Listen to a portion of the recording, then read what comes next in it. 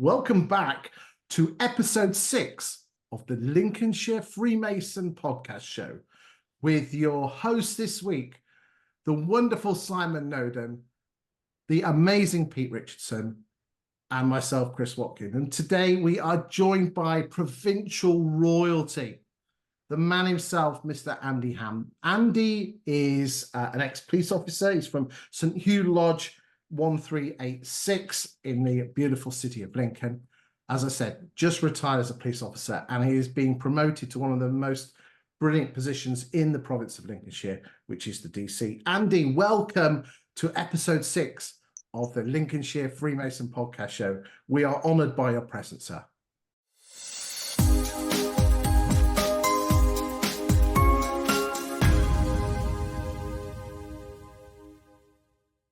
Thank you, Christopher, for inviting me. I am honoured to be here. I'm slightly surprised. Bless you. So what we'd like to do, my friend, is I'm going to pass the baton over to your favourite football correspondent, Simon Noden, to ask you your first questions to talk about your new role as DC. Over to you, Simon. So, Andy, you in May, you become the DC of our province. What an honour. And, Yes. how do you fill the boots of Noel Fisher? What, the guy's a legend. He is a legend. He is a legend. He's been absolutely brilliant for around 8 years now. I can't fill his boots. Nobody can fill those boots. All I can do is apply the simple rule of what would Noel do? And if I do that, I'll be all right, I think. And hopefully evolve in the role. But I said to Noel the other day, there's a whole generation of Lincolnshire Freemasons who've never really known anybody else other than him in the Provincial DC role. He's been absolutely brilliant. The esteem in which he is held was reflected, I think, by the number of people who turned out to see him on his last provincial team visit last Friday at Grimsby, including a lot of his past ADCs and deputies and people. There's about 100 people there who wanted to see him and Pete Tong on their last sort of Masonic team gig. He has been just brilliant, absolutely superb in role.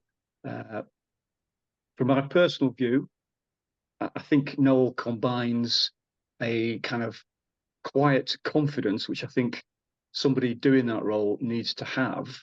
And it's probably a fine line between confidence and overconfidence. But Noel combines that quiet confidence with great humility, which is why he is so popular. And of course, he's a subject matter expert as well. So yeah, he's a hard act to follow. I imagine it were an emotional evening for him and Peter, being the final gig. Well, the aim of the evening, because we did do a bit of planning, was to make it emotional for Noel, and I think we succeeded. Yeah.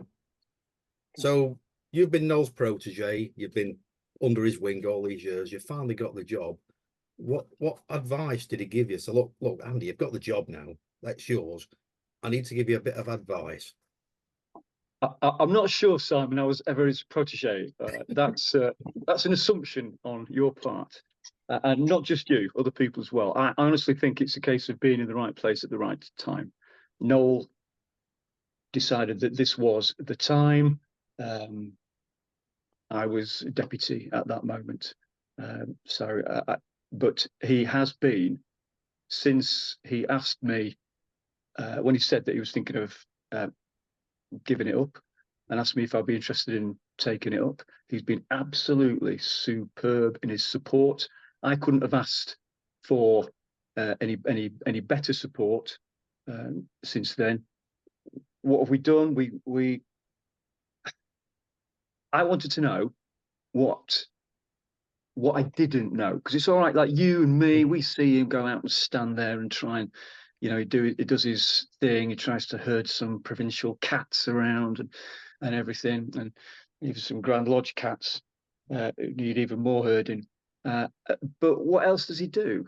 it's all right knowing I can see what he does, but I needed to know what I didn't know, if that makes sense.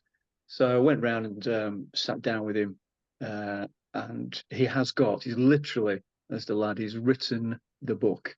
He's got a folder that deep with, you name it, ritual and directions and instructions for all sorts of things, consecrating lodges, Provincial Grand Lodge, all kinds of things. I also wanted to know the impact of what the role was like for his wife, Evelyn, because obviously Mrs. Hamster wanted to know what the impact would be.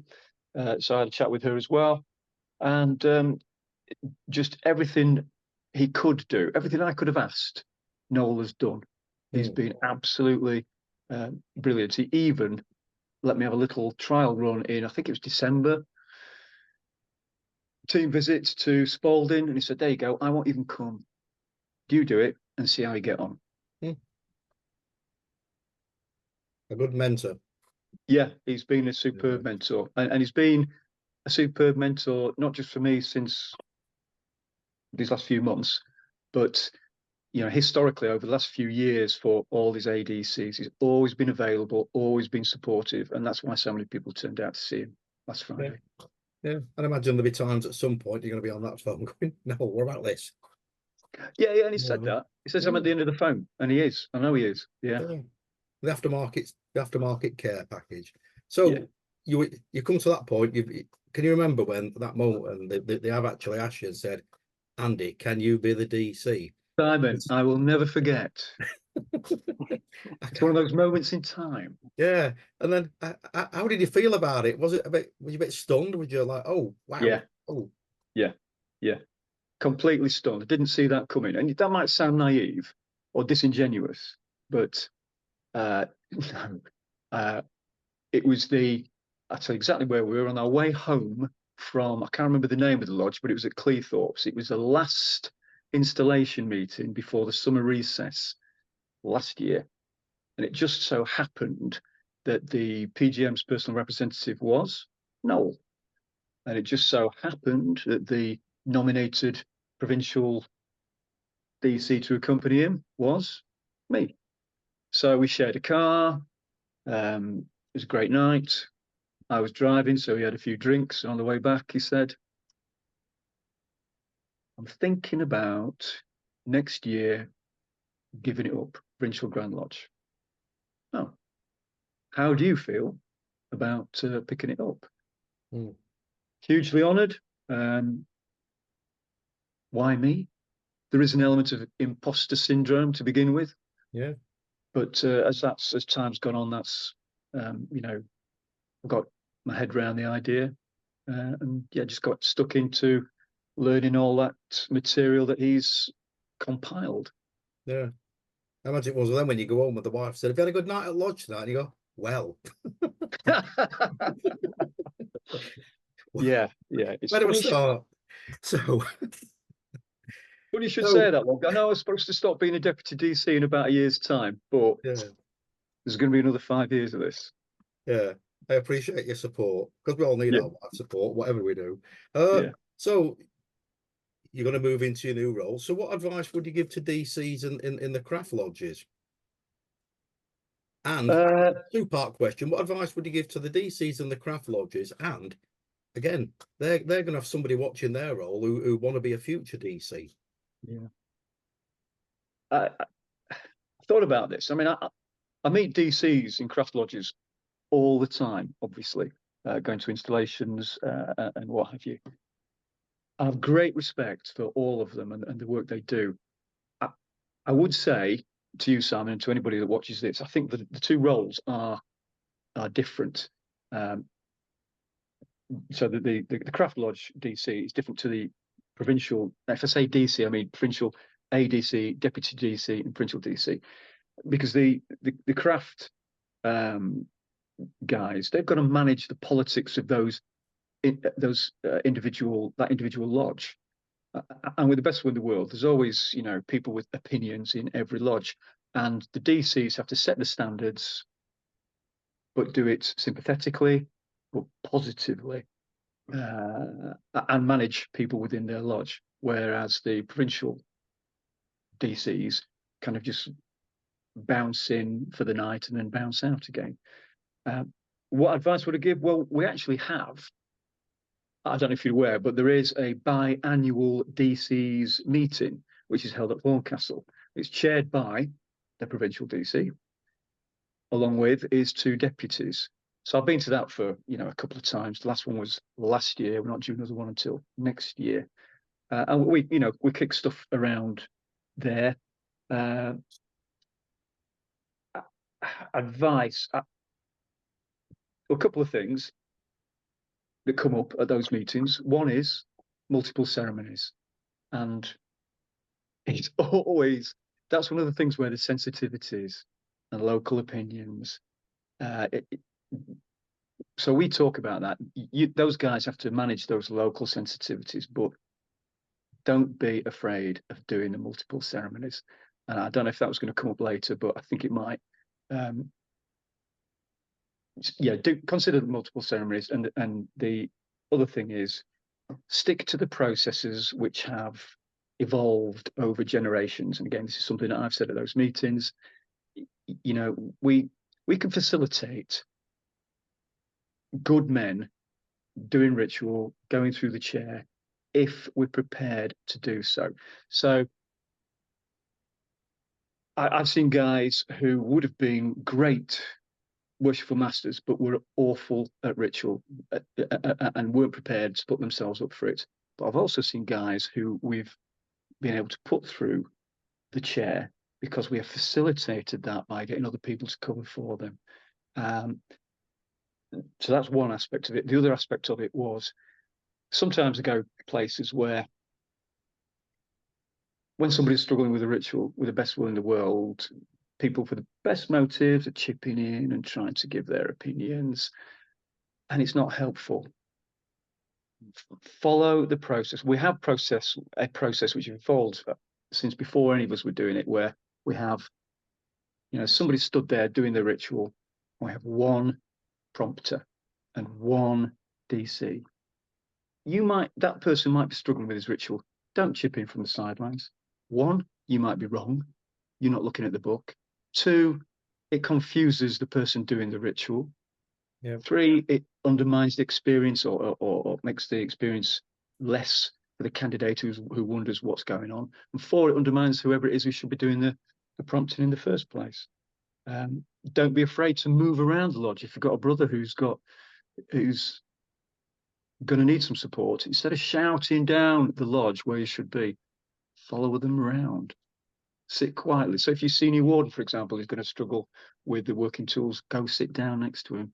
If your operative deacon is going to struggle whilst he's stood next to the senior warden, go sit down there.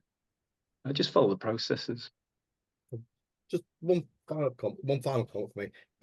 You held your first day at provincial school on Saturday, didn't you, at Horncastle? Did, yeah. So you did that. You got your new pupils, a new batch that have come in who've got the provincial honours this year. I spoke to one of the guys and some really positive feedback from him. Whatever you did that day, he come back buzzing from that, and he said just that day he's felt he's learned so much. Good. So, thank you for that, because I've not had a chance to get any feedback from anybody, so that really helps. Noel Wednesday, he said he learned a lot already. Good. Well, Noel has historically run that meeting, obviously, and I've chipped in. This time round, I ran it for the first time, and Noel chipped in. But it's good to know. It's good to hear some positive feedback. That's good. Yeah, thank you. Lovely. Thank you, Simon. Right, in a second, we're going to be going to the wonderful Pete Richardson, who's going to be talking to Andy about his festival role. Because whilst Andy's doing his DC role, he's already got a job. I don't know what it is about Lincolnshire, but if you're good, you get multiple jobs. But what we're first going to do is going to go to our man on the ground. Now, this is the first time that we've met him, ladies and gentlemen, but I've got great hopes for him. He's Super Tom Murray from the wonderful sunny Scunny, and he is at an installation. So over to you, Tom. Tom Murray here from St.Lawrence Lodge in Scunthorpe on our installation night with the newly made worship master, worship brother Dick Burton. So, Nick, how does it feel? At the moment, a bit shell-shocked.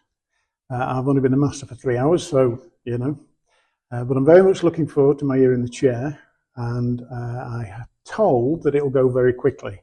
So I'm hoping that at some point I can take a step back, just pause and let the experience sink in before I'm replaced next year. Have you got any plans for the forthcoming year? Obviously, it would be good to increase the membership of the lodge. So I'll be working within the members pathway framework with the membership officer, mentor, alumni, other brethren to try and achieve that. In addition, I am one of 4 Scunthorpe masters who will be in the chair during the year that the 2025 festival finishes. And we've been talking about maybe doing something to mark that, which will be probably a social event, hopefully raise a bit of money and raise awareness of masonry. And how have you been supported in the lodge? I've been very fortunate in my Masonic journey. When I joined the lodge, there weren't formal mentors. However, my proposer, Worshipful Brother Cuthbert, and my seconder, Worshipful Brother Piercy, have both been very supportive, very helpful and encouraging. And I think that has helped immensely. I'm also mentoring one of our recent initiates myself, which I'm finding very rewarding. Oh, very good. Congratulations again. Thank you so much. Yeah. Back to the studio. Thanks, Tom, for that great report there. Right. Pete, over to you, my friend. Let's grill Andy about his festival roles. No problem, I can certainly do that. Hi, Andy. Hello, So, Pete. obviously, the big one is, tell me about your role. Obviously, now taking a bigger role within the festival committee. Yeah. What is your kind of role within the festival? Okay. Well, I was asked by Jez Highland, the festival lead, to get involved with the festival events. I understand why he did it at the time, back in 2020. 2019, 2020, I was heavily involved. I finished working for I finished being a police officer, and I'd gone back to work representing the police on safety advisory groups around the county, talking to event organisers. I've done I was very much occupationally and operationally qualified to get involved with the festival events. If I'd been Jez, I'd have asked me. But when he'd asked me, I did say, why me, Jez? And he said, if you want something doing, they tell me, ask a busy man.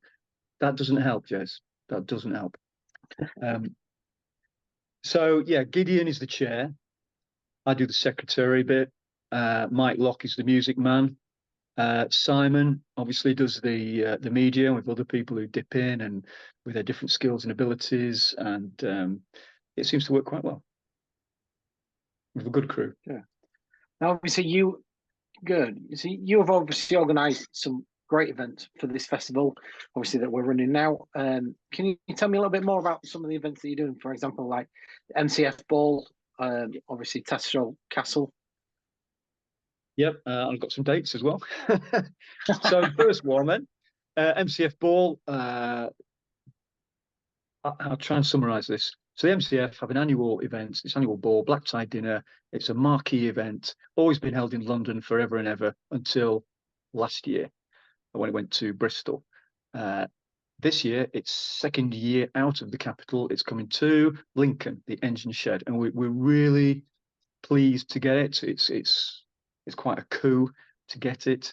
There's a lot of work gone into it. In fact, I'm meeting the MCF people again on Tuesday at the engine shed. It's Saturday, the 1st of June, black tie. Headline act is somebody called Rule the World, who are the best Take That tribute band, apparently, according to Gary Barlow from Take That, and he should know. We had about 300 covers, 270 some have gone, that I'm aware of. So there's 25-ish tickets left if anybody's still interested. That's the first one. And then looking in date order, the next one would be, I mean, there's all kind of events going on all the time, but the event committee get involved with supporting, not necessarily organising. Like there's a guy who jumped out of an aeroplane, Peter Simpson, down south, a couple of weeks ago. He had the idea that he wanted to jump out of an aeroplane and donate funds to the festival, but didn't know how to go about it. So we facilitated that, including his fundraising page and everything. And in the end, he ended up raising about £2,000 towards the festival. But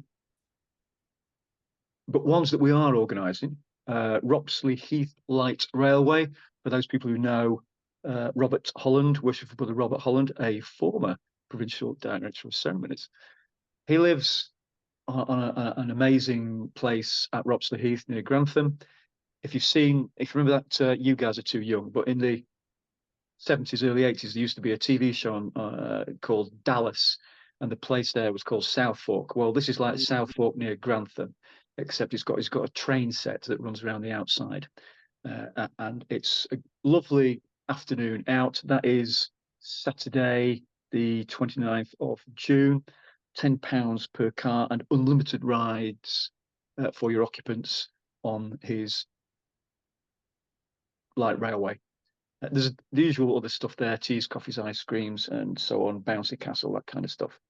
Next one, which now the MCF ball is pretty much in hand. I think it's the big one for Lincolnshire, which is the concert at Tattershall Castle. Here we go again. You might know that we did Lincoln Castle, not last summer, the summer before. Simon was there, I know. Went really, really well. Yeah. Raised a few thousand. Or unless you're going to tell me otherwise, Christopher, did it not go that well? Yeah, I had a few too many lager shandies at that one. Can I just say, you weren't the only one. Oh, I blame Noden because he was trying to get me drunk. Well, there's a lot of people I knew there. There's about 600 people there. A lot of people I knew who'd had a lot more to drink than me. But it was a good night. We were coming out to COVID. I think it was one of the big do's that we all went to, didn't we? Before it was after COVID, one of the biggest ones, and you blame me because I turned up with a beach trolley full of gin. Sorry, back to you, Pete. We were interrupted. No. Let me just finish that off, Pete. We're going to finish. We're going to repeat that at Tattershall Castle. So the 600 people who've seen it at Lincoln. We're not going to go back to Lincoln for reasons that I don't need to go through here. But Tattershall is a superb venue, and it gives opportunity for people elsewhere in the county, sort of south of the county, to try something else. We were always been conscious of being Lincoln centric, but at the end of the day, it's about the venues, and Tattershall Castle will be a great venue. Tattershall Castle's further north than Lincoln. It's nearer Boston. Oh, go on then. I'll give you that. And finally, there's some barrackings. I don't see the other guys getting these barrackings. No. Simon Butler didn't get this. Because you can the final one I was going to mention was Masons and Motors, Doddington Hall, Sunday, the 21st of July. That's gone on for a few years now. That's a lovely day out, kind of 10 while 4-ish. Yeah, free entry unless you're bringing a car to exhibit, in which case it's £5 for that car or motorbike, which obviously all that goes to the festival. So obviously some great ones coming up. And obviously it sounds like you've put a lot of, obviously yourself put a lot of work into organise these events. But can I ask, why do you put that amount of effort into obviously the festival's over a 5-year thing, although it does say 2025, but why do you, it's strange to say, but why do you put as much effort as you do within to the festival? Well, the easy answer to that is the first thing the PGM will say, like on a team visit or any other opportunity, brethren, we're here to enjoy ourselves. And let's be honest, the funds that we make at these events, we're not going to get to 2.25 million from those events. We'll get there through direct debits and other means, but it's not just about that. It is, as he says, about having a good time. And if we can facilitate that along the way, raise funds, some funds, raise the profile of the festival, and have some enjoyment, what's not to do? Plus, I guess, with Gideon and myself and Mike and the others, there is that element of, well, we've been asked to do it, so we will do it. Lovely, thank you, Andy. Thank you for your bit. So I'll take it to the bridge. Here we go. You like that, Pete? Because Pete's big in the game when it comes to music. If you need music, he's your man. He's very clever chat when it comes to his music, brass bands. Anyway, let me take it to the bridge. Andy, first question I want to ask you is this: and it's a two-parter question. Is why do you love being a Freemason? And I want to know why you loved it in the early days and why you love it now. Okay. So two parts to it. The first part, to begin with, I didn't know, Christopher. I didn't know what I was joining. I fall into that category of people who joined blind. I knew that my three best mates, who were like absolute brothers to me, were Freemasons. And if it was something that they were interested in, then it's something that I ought to be interested in. That's how I ended up being a Freemason. But I was a cop. I was very busy at the time. I was initiated, joined, and I've had a lot out of it. As the years have gone on, that's changed. I've become busier in Freemasonry, and having retired now, I have had opportunity the last couple of years. I've reflected on this a lot over the last couple of years. What is it I dig about it so much nowadays? And apologies to anybody who watches this who I've had this conversation with already. One or two ex-cops, and the best thing I can say is it replicates much of the positive experience I had in my police career. The police was a big, massive part of my life. I started working for the police aged just 19. I became a PC a couple of years later. 37 years in that, it left a void when I stopped being a cop. And I started thinking about the similarities between being a cop and being a Freemason. The intention with both organizations is to try and help people. You spend some time with some good people. Admittedly, more good people in Freemasonry than you meet when you're a cop, but you understand what I'm saying. Both organizations have got really, really similar values, morals, principles, code of conduct. In Freemasonry, we talk about the strong foundations that underpin the pillars, the friendship. So friendship, respect, integrity, service. Lincolnshire Police has the acronym PRIDE: professionalism, respect, integrity, dedication, empathy. It's the same kind of stuff. Both organisations have got similar kind of ethos, if that makes sense. They're both uniform organisations. If you think about it, we all wear a uniform in Freemasonry. We all know what rank we are. That rank structure exists in both organisations, and yet we're all the same. The provincial Grand Master is a brother. The entered apprentice is a brother. The PC is a constable. The chief constable, the superintendent, the inspector, everywhere in between. At the end of the day, they've all got the same powers. They can all, if they so desire, chase after a shoplifter when they're off duty and lock them up. It just feels like there are so many similarities between the two organisations that it feels like a fit. It feels like a home for me, and it fills that void that the police left. Does that make sense?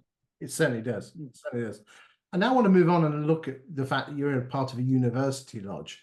And those university lodges certainly come with their own challenges. The first one is multiple ceremonies. We touched on this earlier on.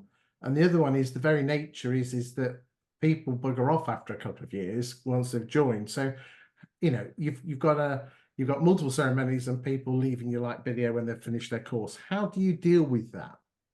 Well, that's absolutely fine, Christopher. We might lose them to, in our case, in this province, St. Hugh Lodge, but it doesn't mean necessarily that we're losing them to Freemasonry. And when those guys, they finish the courses and away they go. And yes, there is some wastage, of course there is. But I could sit here and quote to you plenty of examples of people who have gone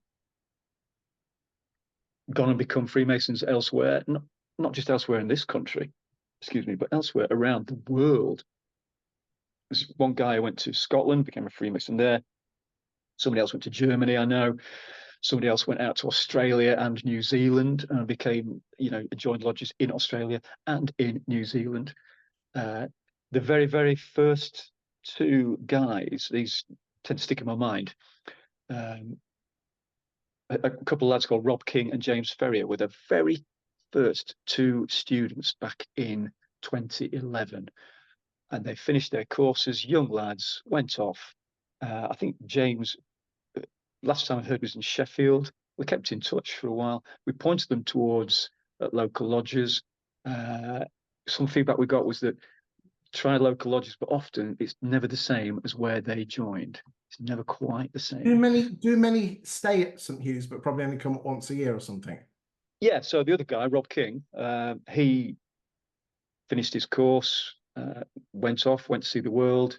10 years later-ish, 10 years plus later, he came back. He's married, child, I think he's got a child as well, lives in Market Raisin, and came back, and he's a country member. Lovely.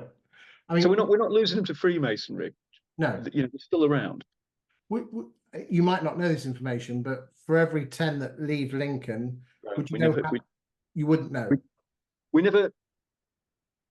When we set off down this path back in 2011, there was never any conscious decision to start keeping the data. You mentioned earlier being a bit of a statistician. That was never on the agenda to look at the stats and the percentages and of the success rate. It was just about making this a positive experience for everybody. And if you think about it, you could be planting a seed and it might come to fruition in years to come. So, yeah, very much so. If some of these guys, they've got the opportunity to go back and be Freemasons later in life. Indeed. Right. Being someone senior in Freemasonry, I want to ask you quite not a cutting question, but something is, Freemasonry, if you look, we don't like change around here, but it does evolve. But what would you change about Freemasonry?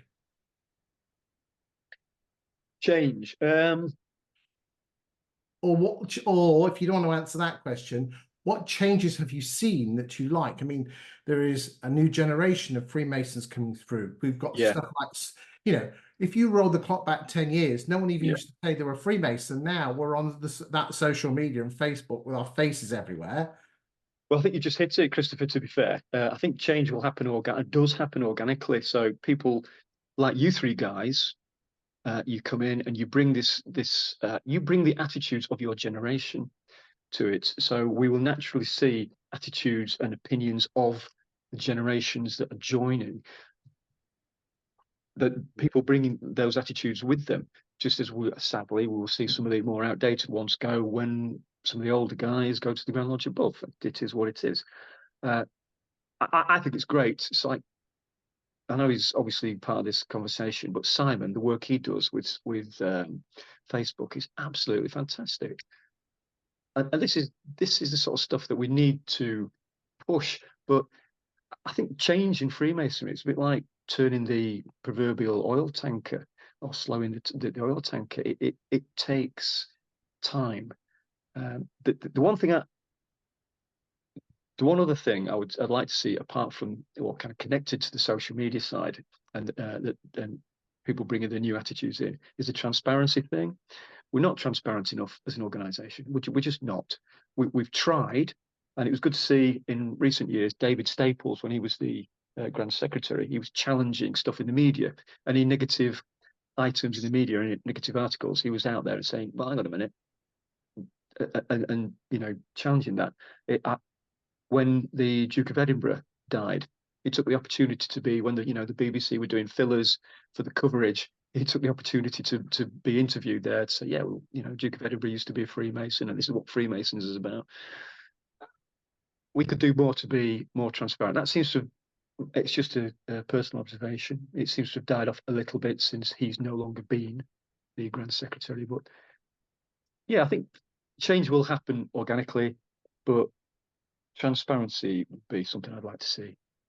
Just a note to anyone listening, this is one thing I've learned. I've only been in Freemasonry 5 or 6 years, is that if you've got an idea and people think it's a good idea, it does take time for people to, adopt it and adapt it and potentially improve it. But you have to be patient, don't you? I'm sure Simon and Pete, you'd say the same. Yeah. Just be patient. You have to play the long game on this one. Final question, though, Andy, before we finish is, and you kind of entered it, but what I want you to go again is, where do you see Freemasonry in 10 or 20 years' time? Where I hope it will be is a reversal of the trend we're going through. I suspect that Freemasonry, like a lot of other things in life, goes through peaks and troughs. We all know right now about the membership challenge. It's front and centre. We get our direction from Grand Lodge, as should be the case, and then we implement it locally, or we try to implement it locally. There's no doubt that we're losing. This is the challenge of our time. Us four right now, and anybody else watching this, this is the challenge of our time, is the membership thing. We're getting the members in, it's retaining them. When I started, I saw some statistics somewhere that there was over 3,500, best part of 4,000 Freemasons in this province. We've now got under 3,000. And that wastage rate cannot continue. I hope that where we'll be in the future is we'll be in a position to look back and go, that was a blip. Perhaps it was caused by COVID or the cost of living crisis, but in the same way that there were peaks after the world wars in the last century, because people wanted to come home and be part of something again. Hopefully we'll go, as people in the future, after I'm being gone, we'll look, well, that kind of period there, we can just put it down to, but the loss of people, that drain in numbers was halted, it was reversed, and then we saw another increase. And there was something in the, I don't know if you've seen, it was an email came out today from Grand Lodge. I only chanced to sort of skim read it, but one of the strategies is going to be over the next sort of 7 years to, in 7 years' time, be in a position where we are increasing numbers, not just holding steady or reversing the trend, we're increasing. So hopefully that's where we'll be. Certainly. Well, I must admit, Simon, you run an initiative in Skegness where I think we do at Grantham, where we have a big, and I know Pete, you do something that's similar at Kroll, where you have more of a social element, where you bring the lodges together and have a social element. Mm-hmm. So, and we use the social element not only to bring people into Freemasonry, but also use it as a sticky retention. And I tell you, and I don't know about anyone else's opinion, just before we go, is this: I think a big responsibility is on the chief steward on the seating plan to put people with the right people, so you have that camaraderie and banter. I mean, I make a point. I make a point when it comes to Grantham, Chris, of sitting with the newest guys in the lodge. For that reason, just so they can, so we can talk, and they don't feel on their own. But the membership challenge is the challenge, and as Mike Clay, the membership officer, would say, the pathway is the best solution. members pathway is the best solution. But what you just alluded to there, statistically, we know that people who engage in events outside of the lodge, whether it's a concert at a castle or, the curry club that you do, those are the people we tend to retain. The people who don't tend to engage in those are the people we tend to lose. So the more events we can do, the more enjoyment everybody has. Happy days. Excellent. Final thoughts, Simon? Just alluding to what you guys have been saying with the social side. For my experience in Skegness, it's not just about the membership, it's support outside the other people looking in who are not Freemasons, who are looking in going, that's a great organisation, and they're supporting us from afar. They are a great bunch of lads, and obviously ladies as well, because we have lady Freemasons, and it is that overall image of Freemasonry that the public see, that it is a good organisation. Good stuff. Pete, final thoughts from you, mate?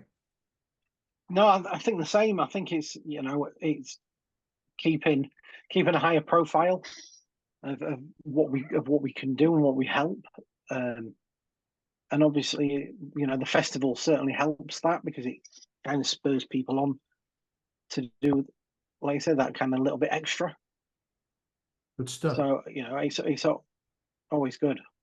Lovely. Well, thank you, Simon. Thank you, Pete, for your input today. And Andy, thank you for what you're doing with the festival events. We wish you much luck taking over the DC role. This episode will be coming out just before Provincial Grand Lodge in May. Thank you, Tom, new man on the street, for your interview at the installation. But most importantly, thank you for watching episode 6 of the Lincolnshire Freemason Podcast Show. Boys, we've promised the PGM we'd get to episode 21, and we will get there slowly but surely. Thank you very much for your time and effort for watching, and everyone else. Thank you. Wave goodbye, chaps. You didn't say you got any wine? Bloody hell. Cheers. Oh, dear.